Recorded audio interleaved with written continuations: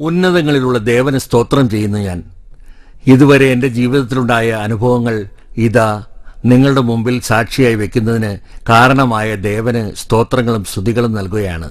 സാധാരണയായ ചെറിയ വിയർക്കുരു പോലത്തെ പോളകൾ വന്നു.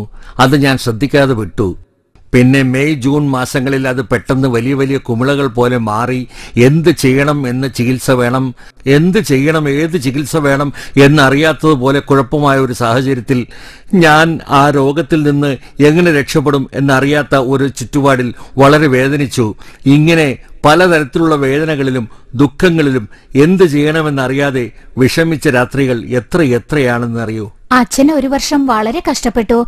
അപ്പോ ഞങ്ങള് കോയമ്പത്തൂരിൽ കാണാത്ത ഡോക്ടേഴ്സേ ഇല്ല.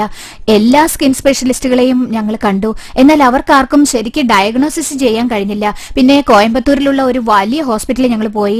അവിടെ പോയിട്ട് അവർക്കും ഡയഗ്നോസിസ് ചെയ്യാൻ കഴിയാതെ അപ്പോ ആ കുരുവിൽ നിന്ന് നീരും മറ്റും ബയോപ്സി ടെസ്റ്റിന് നോർത്ത് ഇന്ത്യയിലേക്ക് അയച്ചു.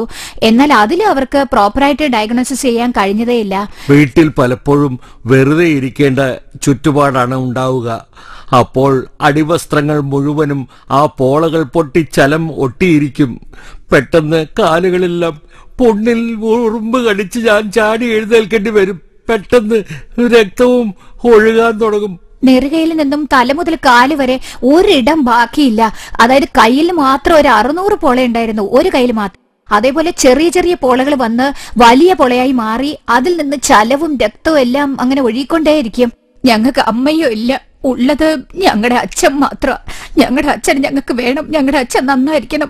പക്ഷെ ഞങ്ങളുടെ അച്ഛനെ കാണുമ്പോ വളരെ വേദനയുണ്ടായിരുന്നു.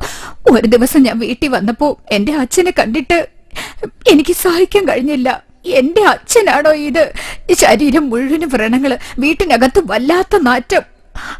അച്ഛന്റെ ശരീരം മുഴുവനും കറുത്ത പൊണ്ണ് നിറഞ്ഞിരുന്നു. എനിക്കത് കണ്ടിട്ട് താങ്ങാൻ കഴിഞ്ഞില്ല. എന്തൊരു വേദനയായിരുന്നു. അച്ഛന്റെ മുമ്പിൽ വെച്ച് കരഞ്ഞ അച്ഛനെ വേദനിക്കുന്ന ഓർത്ത് പുറത്തു വന്നിരുന്ന് ഞാൻ കരഞ്ഞു.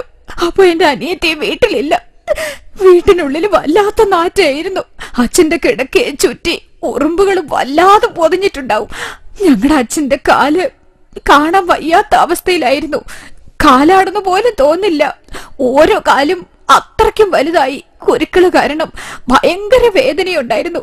അത് കാണുമ്പോ എന്റെ അച്ഛനാണോ ഇങ്ങനെ ഒരു സ്ഥിതി, പാവം എന്റെ അച്ഛൻ എന്ന് പറഞ്ഞ് ഞാൻ ഒരുപാട് കരഞ്ഞു. അച്ഛന് ഭേദപ്പെടുന്നില്ലല്ലോ എന്നോർത്ത് മനസ്സ് വേവുകയായിരുന്നു. അങ്ങനെ അന്ന് രാത്രി എല്ലാരും ഇരിക്കുമ്പോ, ഞങ്ങൾ വീട്ടിലെല്ലാരും ഇരിക്കുമ്പോ എന്റെ ഭർത്താവിന് ഞാൻ ഫോൺ ചെയ്തു. ഞാൻ പറഞ്ഞു, എനിക്ക് പേടിയാവുന്നു, എന്റെ അച്ഛന്റെ സ്ഥിതി ഭയങ്കര മോശമായിട്ടിരിക്കുകയാണ്. എന്താന്ന് വെച്ചാൽ എന്റെ അച്ഛനെ ജീവിക്കുമെന്ന് പോലും ഒരു ഭയം എന്റെ മനസ്സിൽ തോന്നാൻ തുടങ്ങി. ഞങ്ങൾക്ക് അമ്മയും ഇല്ല, ഞങ്ങളുടെ അച്ഛനോ ഇങ്ങനെ ഒരു സ്ഥിതി. യേശുവെ, ഞങ്ങൾ എന്ത് ചെയ്യുമെന്ന് കരഞ്ഞ് ഞാൻ എന്റെ ഭർത്താവിന് ഫോൺ ചെയ്ത് കരഞ്ഞോണ്ട് പറഞ്ഞു, എന്റെ അച്ഛനെ കണ്ടിട്ട് സഹിക്കാൻ കഴിയുന്നില്ല. കാലൊക്കെ ഭയങ്കരമായിരിക്കുന്നു, പുണ്ണുകളിലൊക്കെ ഉറുമ്പും കടിച്ച് ഭയങ്കര അസഹ്യായിരുന്നു. വളരെ കഷ്ടപ്പാട് സഹിക്കുന്നു. നിങ്ങൾ വരണം എന്ന് ഞാൻ ഭർത്താവിനോട് ഫോൺ ചെയ്ത് പറഞ്ഞു. നമ്മൾ വേറെ എവിടേക്കെങ്കിലും അച്ഛനെ കൂട്ടിക്കൊണ്ടുപോയി കാണിക്കാം, എനിക്ക് കാണാൻ തന്നെ ഭയങ്കര പേടി തോന്നുന്നു എന്ന് പറഞ്ഞ് ഞാൻ എന്റെ ഭർത്താവിനോട് ഫോണിൽ കൂടി കരഞ്ഞു പറഞ്ഞു. ഞങ്ങളുടെ വല്യമ്മ ഇവിടെ വരാറുണ്ടായിരുന്നു.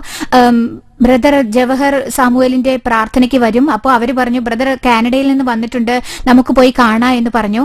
ജൂലൈ 23, 2006 ഒരു ഞായറാഴ്ച വൈകുന്നേരം ഞങ്ങള് ബ്രദർ ജവഹർ സാമുവലിന്റെ പ്രാർത്ഥനയ്ക്ക് പോയി. പ്രാർത്ഥനയെല്ലാം കഴിഞ്ഞതിന് ശേഷം അച്ഛനെ തനിച്ച് വിളിച്ച് അദ്ദേഹം ബ്രദർ ജപിച്ച എണ്ണയെടുത്ത് അദ്ദേഹത്തിന്റെ കൈകൊണ്ട് തന്നെ അച്ഛന്റെ ശരീരത്തിൽ ആകെ ഒഴിഞ്ഞു. ഇത് കണ്ടപ്പോ ഞങ്ങൾക്കെല്ലാം ഭയങ്കര ആശ്ചര്യം തോന്നി. ബുധനാഴ്ച ഞാൻ പ്രാർത്ഥിക്കുമ്പോ കൂടെ നിങ്ങളും ഉപവാസം ഇരുന്നിട്ട് പ്രാർത്ഥിക്കണം എന്ന് ബ്രദർ ഞങ്ങളോട് പറഞ്ഞു. അന്ന് മുഴുവനും പ്രാർത്ഥിക്കണം എന്ന് പറഞ്ഞു. പ്രയർ ഓയിൽ ദിവസവും എന്റെ അറപ്പുളവാക്കുന്ന ശരീരത്തിൽ ബ്രദർ തടവി 2-3 നാളുകളിൽ അതിശയമായി അത്ഭുതമായി മാറ്റങ്ങൾ വരുന്നത് ഞാൻ കണ്ടു. എല്ലാ പോളകളും പോയി, തോല് നന്നായി, കരിഞ്ഞതെല്ലാം ഉതിരാൻ തുടങ്ങി. ബ്രദർ പ്രാർത്ഥിച്ചതിന് ശേഷം കാലിലെ നീരും തീർത്തും കുറഞ്ഞു. അതിനുശേഷം ശരീരത്തിലെ കുരുക്കളും ഉതിർന്നു പോയി. സ്കിന്നൊക്കെ കറുത്ത തോല് ഉരിഞ്ഞു പോയിട്ട് നല്ല തോല് വരാൻ ആരംഭിച്ചു. ആ ഞായറാഴ്ച ഞങ്ങൾ ബ്രദർ ജവഹർ സാമുവലിന്റെ അടുത്ത് വന്ന് പ്രാർത്ഥിച്ചതിന് ശേഷമാണ് ഈ മാറ്റങ്ങളെല്ലാം ഉണ്ടായത്. അതായത് 2-3 ദിവസം കഴിഞ്ഞ് നോക്കുമ്പോ ദേഹത്ത് ഒരു കുരുവുമില്ല, ആ ആറിയ പാടുകൾ മാത്രമേ ഉള്ളൂ. നല്ല ഭേദം കണ്ടു, പുണ്ണുകളെല്ലാം പോയി. ഇതെല്ലാം ബ്രദർ ജവഹർ സാമുവലിന്റെ പ്രാർത്ഥന കൊണ്ട് ദൈവം ഞങ്ങൾക്ക് നൽകിയതാണ്. വളരെ ആശ്ചര്യം തോന്നി. ഞങ്ങളുടെ ബന്ധുക്കളെ എല്ലാം കർത്താവ് ഒരു ദിവസം ഒന്ന് ചേർത്തു. ഇപ്പോൾ ഞങ്ങൾ എല്ലാവരും സന്തോഷമായി ഒരുമയോടെ ജീവിക്കുന്നു. ഞങ്ങൾക്ക് വേണ്ടി ബ്രദർ ജവഹർ സാമുവൽ എല്ലാം ചെയ്യുന്നു. ഞങ്ങളുടെ വല്യമ്മയാണ് ബ്രദർ ജവഹർ സാമുവലിനെ കാണുവാൻ ഇടയാക്കിയത്. കർത്താവ് ബ്രദർ ജവഹർ സാമുവൽ വഴിയായി ഞങ്ങളുടെ വേദനകളെല്ലാം മാറ്റി. ഇന്ന് ഞങ്ങൾ കർത്താവിന്റെ അത്ഭുത ശക്തിക്ക് സാക്ഷികളായി മാറിയിരിക്കുകയാണ്.